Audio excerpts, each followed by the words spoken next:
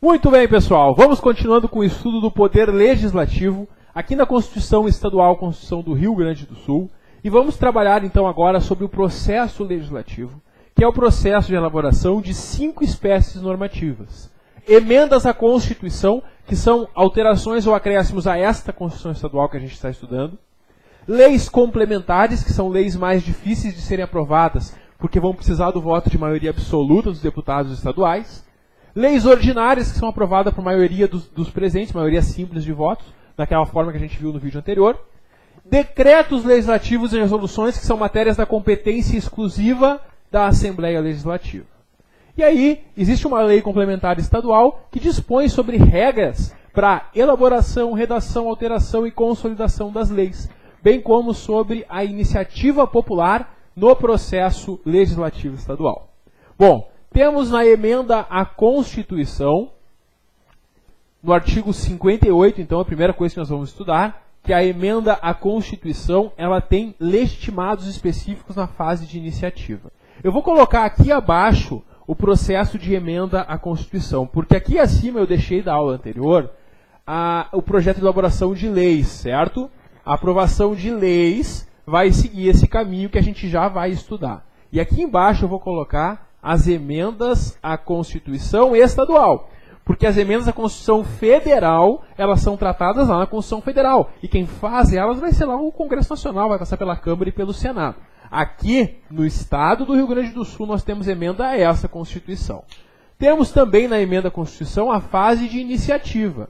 E nessa fase de iniciativa, de proposta de uma alteração ao texto constitucional, diferentemente da Constituição Federal, aqui no estado nós temos 3 formas de apresentar uma emenda.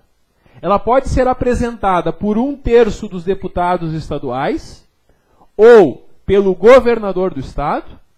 E aí vem as novidades. Por mais de 1/5 das câmaras municipais, pegando as câmaras de vereadores aqui do estado, se mais de 1/5 das quase 500 câmaras municipais que existem no Rio Grande do Sul se unirem, cada uma pela maioria relativa dos seus membros, maioria simples dos seus membros, aí é possível que elas junto apresentem uma emenda à Constituição Estadual. Porque pode ser importante, pode ser que tenha algo que interessa aos municípios que nenhum deputado estadual está apresentando, que o governador não está apresentando, e aí as câmaras se reúnem para apresentar essa emenda à Constituição Estadual.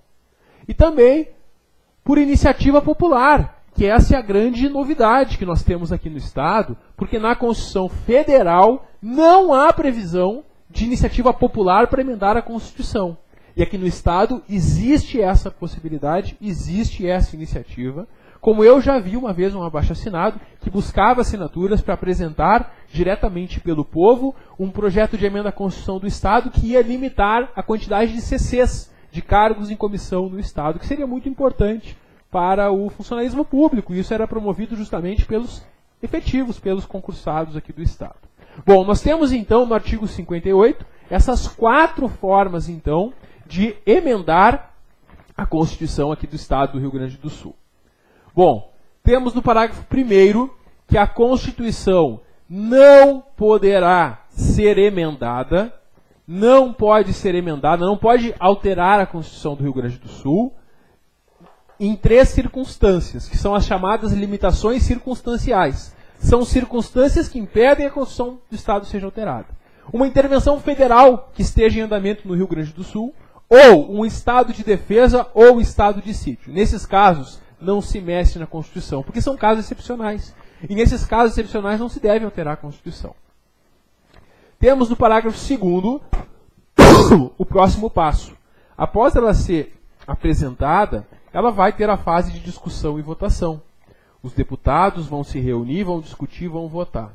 Na fase de discussão e votação, aí nós temos 2 turnos de votação, então vai ser votado 2 vezes, e eu vou precisar da aprovação de 3/5 dos deputados estaduais. Cuida para não confundir. Para apresentar uma proposta, basta 1/3. Mas para aprovar uma proposta, seja ela apresentada pelo governador, pelas câmaras popular ou pelos próprios deputados, eu sempre vou precisar de 3/5 dos votos dos deputados estaduais. E são 2 votações. Votou em primeiro turno, aprovou, vota em segundo turno e aprova de novo, certo? É assim que funciona, então, a questão da discussão e votação das emendas à Constituição. E agora a grande diferença do processo legislativo da emenda para o de leis é o próximo passo. Por quê? A gente já viu nas competências exclusivas da Assembleia que está lá a emenda à Constituição. Então tu já sabe que ela não vai para a sanção do governador. O governador não pode sancionar ou vetar a emenda à Constituição. Não. Ela vai ser promulgada. Após aprovada aqui, ela vai para a fase de promulgação. As leis, antes de serem promulgadas, elas passam pela sanção ou veto. A emenda à Constituição vai direto para a promulgação. E quem promulga ela não é o governador. O governador vai promulgar as leis. A emenda à Constituição, ela é promulgada pela mesa da Assembleia. Quem promulga, então, é a mesa, que é, né, aquela composição com presidente, primeiro vice-presidente, secretário e tudo mais. Então, esse é o processo de emenda à Constituição Estadual, que, como a gente vê, ele é diferente do projeto do processo legislativo de elaboração de leis, certo? Muito bem, pessoal. Temos no parágrafo 4º que a matéria que foi objeto de uma emenda que não foi aprovada, que foi rejeitada, ou havida prejudicada, não pode ser objeto de nova proposta na mesma sessão legislativa. O que é uma sessão legislativa, tu lembra? Na aula passada a gente viu, a legislatura tem 4 anos, então uma legislatura são 4 anos, e cada ano da legislatura é uma sessão legislativa. Então, se no primeiro ano foi apresentada uma proposta de emenda à Constituição Estadual e ela foi rejeitada, neste mesmo ano, nesta mesma sessão legislativa, não pode apresentar de novo, só no ano seguinte. Isso se é a emenda à Constituição. Depois a gente vai ver que no caso de leis é um pouquinho diferente. Então é isso que está dizendo o parágrafo 4º, certo? Teve uma matéria que foi objeto de uma emenda, foi rejeitada, esse ano não vai se perder tempo discutindo ela de novo. Só na próxima sessão, no ano seguinte. Muito bem, pessoal. Essa, então, é a primeira parte falando desse projeto de emenda à Constituição. Agora a gente vai mudar de assunto e vamos falar sobre as leis. Tanto leis ordinárias como leis complementares vão seguir esse mesmo processo. A única diferença é que a lei ordinária é aprovada por maioria simples, que é a maioria dos presentes, enquanto que a lei complementar ela é aprovada pela maioria absoluta dos deputados. Bom, vamos então ver as leis. A iniciativa das leis ela é bem mais tranquila. Não é tão restrita como a emenda à Constituição, que tinham só 4 hipóteses. Aqui nós temos bem mais hipóteses. Quem pode apresentar um projeto de lei?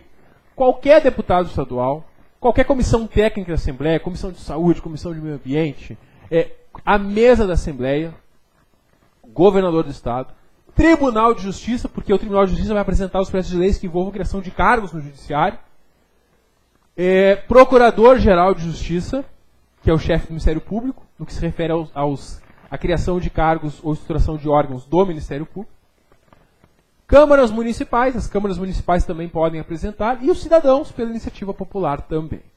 As leis complementares, conforme o parágrafo único, são aprovadas por maioria absoluta dos deputados. A gente sabe. Então, na fase de discussão e votação, temos aqui, para a lei ordinária, a maioria simples. Para a lei complementar, maioria absoluta dos votos. É mais difícil aprovar a lei complementar. E lei complementar, então, são os casos que a Constituição Estadual indicar que devem ser aprovados por lei complementar. Temos no artigo 60, projetos de iniciativa do governador. Quando se diz que um projeto de iniciativa do governador, quer dizer que somente ele pode apresentar. Porque quando a gente viu o artigo 59, a gente viu ali que tem várias autoridades que podem apresentar projetos de lei. Agora, nessas matérias que só o governador pode apresentar, só ele pode apresentar. Somente o governador do Estado pode apresentar leis que tratem da fixação ou modificação dos efetivos da Brigada Militar, que é a nossa Polícia Militar, e do Corpo de Bombeiros Militar. Segundo, que disponham sobre criação ou aumento ou remuneração de cargos, funções ou empregos públicos de administração direta. E aconteceu já isso, pessoal. Aqui no Rio Grande do Sul aconteceu uma vez que um deputado estadual, ele apresentou um projeto de lei para dar aumento para um grupo de servidores. Só que ele não podia fazer isso, porque só quem pode fazer isso é o governador. E aí o projeto foi aprovado e ele foi para a sanção do governador, na época era governadora, e ela sancionou o projeto. Até poderia, então, se tornar lei, só que tinha um problema. Havia um vício de inconstitucionalidade. E se havia um vício de inconstitucionalidade, um vício de iniciativa, que é um vício insanável, aquele aumento não foi dado para os servidores. E eu sei bem isso porque esse aumento era para a minha categoria. Então, a Assembleia aprovou um aumento para a minha categoria, a gente não ganhou o aumento porque ele começou errado. Quando quer dar um aumento para os servidores, quem apresenta ele é o governador. E se um deputado estadual apresentou o projeto de lei, foi tudo aprovado e o governador sancionou, a sanção do governador não supre o vício de iniciativa. Então, se não começar pelo governador, não vale o aumento. Aumento para servidor sempre tem que começar pelo governador. Também tem que começar pelo governador. Leis que disponham sobre servidores do Estado, o regime jurídico, Estatuto dos Servidores aqui do Rio Grande do Sul, a Lei Complementar 10.098 de 94, provimento de cargos, estabilidade, aposentadoria de civis e reforma ou transferência de militares para inatividade. Organização da Defensoria aqui do Estado do Rio Grande do Sul, seria pública, e criação também de secretarias e órgãos da administração pública. Todas essas matérias, só quem pode apresentar projeto de lei é o governador. Isso cai muito em prova, tu tem que lembrar quais são essas situações. Temos no artigo 61 que não será admitido o aumento da despesa prevista, não pode aumentar a despesa prevista nos projetos que sejam iniciativa privativa do governador e projetos sobre organização dos serviços administrativos da Assembleia, tribunais e do Ministério Público. Nos projetos da sua iniciativa, aqueles projetos que o governador apresentar, ele pode solicitar para a Assembleia que aprecie em regime de urgência. Apreciar em regime de urgência, quando isso ocorre, né, a Assembleia vai dar prioridade. E se ela não apreciar neste prazo da urgência, que é um prazo de 30 dias, tranca a pauta e não pode votar mais nada, conforme o parágrafo 2º do artigo 62, certo? E o parágrafo 3º, então, traz que esse prazo ele é suspenso durante o recesso. Esse prazo de 30 dias no regime de urgência, se ele for solicitado a menos de 30 dias do término daquela sessão legislativa, ele vai ficar suspenso durante o recesso. O regime de urgência não obriga uma convocação extraordinária da Assembleia, são coisas diferentes, tá? E se o governador lá na última semana da sessão solicitou urgência, ele entra em urgência, mas para de contar esses 30 dias durante todo o recesso. Aí lá em 1º de fevereiro continua de novo, certo? Essa é a ideia. Bom, pessoal, temos no artigo 63 que passados 30 dias do recebimento de qualquer proposição em tramitação na Assembleia, o seu presidente, a requerimento de qualquer dos deputados, vai mandar que ela seja incluída na ordem do dia, para ser discutida e votada, desde com parecer da Comissão de Constituição e Justiça. Essa proposição somente é retirada da ordem do dia se o autor desistir do requerimento.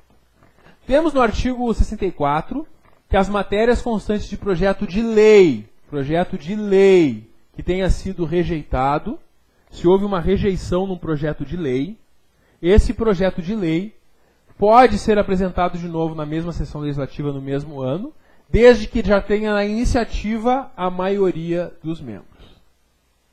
Desde o começo. Se mais da metade dos deputados decidirem apresentar novamente um projeto de lei que já foi rejeitado, ou sobre um assunto que já foi rejeitado neste mesmo ano, ele vai ser apreciado. Mas se não tiver a maioria aqui na iniciativa, não pode no mesmo ano apreciar. Diferente da Constituição Estadual, porque a emenda à Constituição Estadual, a gente viu que ela em nenhuma hipótese pode ser apresentada de novo no mesmo ano. Mesmo que a maioria dos deputados queiram. Foi rejeitada uma emenda à Constituição Estadual no mesmo ano, em nenhuma hipótese ela vai ser apresentada. Se é um projeto de lei, ele pode ser apresentado no mesmo ano, se tiver a maioria dos deputados, certo? Então cuidado com essa diferença. Eu fiz um quadrinho aqui na tua apostila para tu lembrar dessa diferença entre o projeto de emenda à Constituição Estadual rejeitado e um projeto de lei que tenha sido rejeitado. Temos no artigo 65 que a Assembleia Legislativa, mediante requerimento subscrito assinado pela maioria dos seus membros, pela maioria dos deputados, ela pode retirar da ordem do dia, em caso de convocação extraordinária, projeto de lei que não tenha tramitado no processo legislativo por mínimo de 30 dias. Temos no artigo 66 que quando é aprovado o projeto de lei, vamos continuar então esta marcha, esta caminhada para a aprovação do projeto de lei, e aí eu até vou apagar aqui a Constituição Estadual para não atrapalhar a emenda à Constituição Estadual, né, para não ficar confuso, né? Nós já vimos então essas duas etapas, vamos agora. Foi aprovado. O que acontece depois que é aprovado pelos deputados um projeto de lei?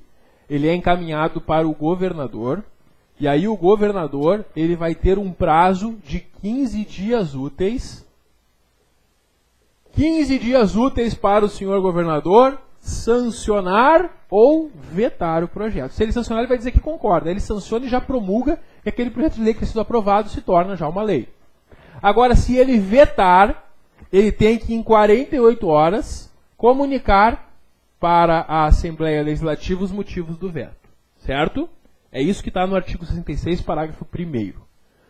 Bom, o veto, pessoal, ele pode ser sobre todo o texto do projeto ou só sobre uma parte.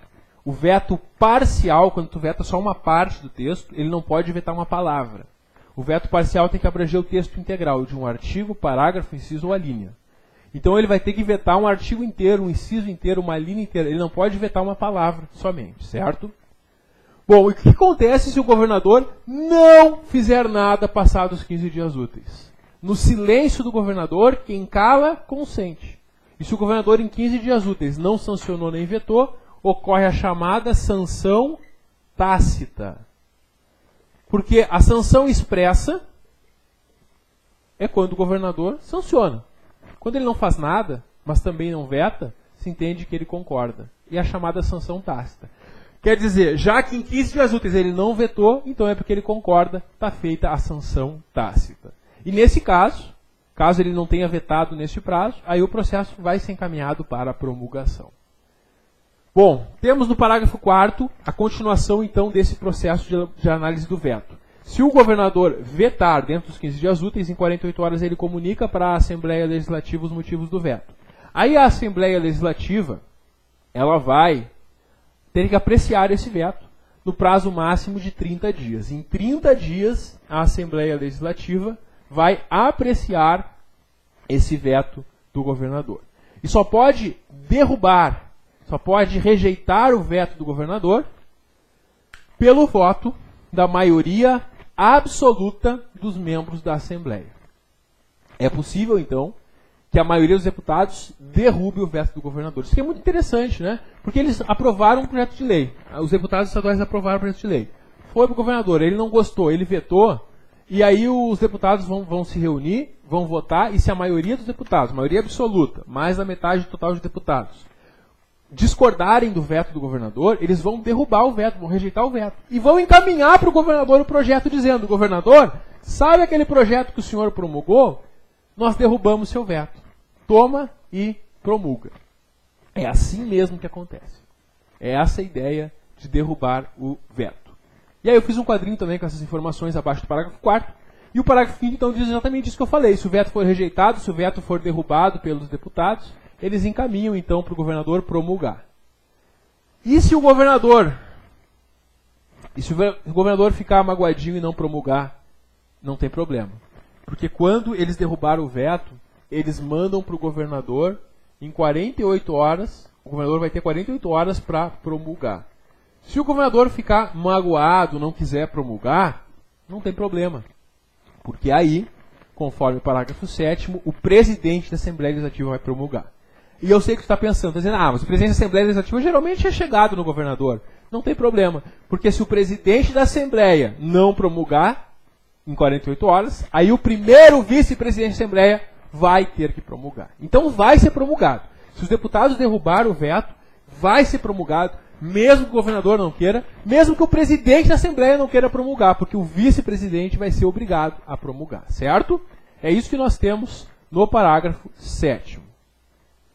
Bom, temos depois ainda no processo legislativo o artigo 67, que nos traz que as leis vão vigorar a partir do 10º dia de sua publicação oficial, salvo se houver outro prazo. Então, regra geral, se a lei não indicar quando que ela entra em vigor, porque tem leis que dizem no último artigo, né? Esta lei entra em vigor na data de sua publicação. Se for isso, já entra em vigor quando for publicado.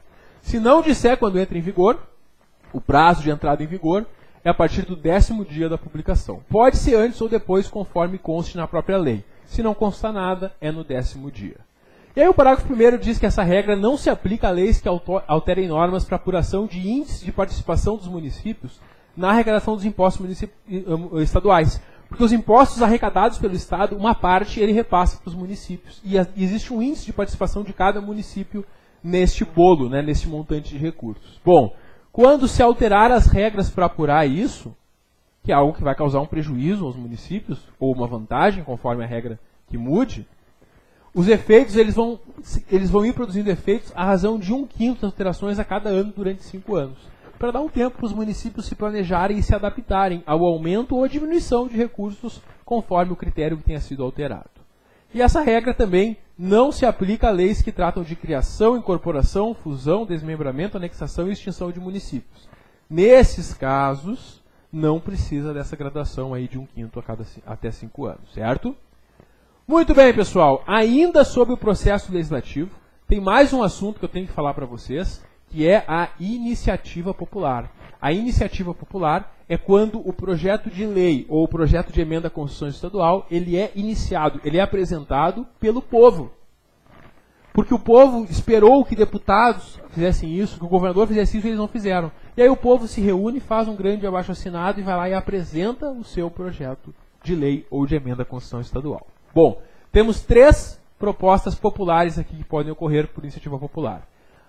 O projeto de lei, o projeto de emenda constitucional, a emenda à Constituição aqui do Estado, e também emenda a projeto de lei orçamentária, lei de diretrizes orçamentárias e lei do plano plurianual, o PPA.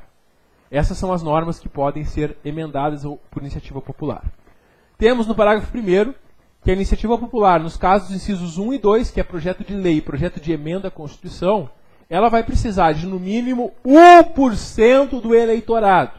Só que não adianta se forem todos da mesma cidade, porque eles têm que estar distribuídos em pelo menos 1/10 dos municípios. O Rio Grande do Sul tem em torno de 500 municípios, então vai precisar de em torno de 50 municípios com pessoas que assinaram. E ainda, em cada um dos municípios, tem que ter pelo menos 0,5%, né, dos eleitores de cada um desses municípios. Se tu consegue esse bolo de assinaturas, que é muita gente, apesar de parecer pouco, 1% é muita gente, de todo o eleitorado do Rio Grande do Sul, tá? Isso é muita gente. Esse eleitorado ele é considerado sobre os que votaram nas últimas eleições. Não entram aqueles que não votaram. Então não são os alistados como eleitores, e sim os alistados que efetivamente votaram nas últimas eleições. Temos no parágrafo 2º que, recebido o requerimento, a Assembleia vai verificar o cumprimento dos requisitos, dando tramitação idêntica aos demais projetos. Os projetos de iniciativa popular, quando forem rejeitados pela Assembleia, quando é colocado em votação um projeto que começou por iniciativa popular, e aqui na votação os deputados rejeitam, é possível que eles sejam submetidos a referendo popular, que chame o povo às urnas para analisar. Se no prazo de 120 dias, 10% do eleitorado que tenha votado requerer. É muita gente. Para tu botar em discussão a rejeição de um projeto de iniciativa popular, tu vai precisar juntar 10% do eleitorado do Rio Grande do Sul, da última eleição, no prazo de 120 dias. Temos que os resultados das consultas referendárias serão promulgados pelo presidente da Assembleia Legislativa. É ele que promulga as consultas.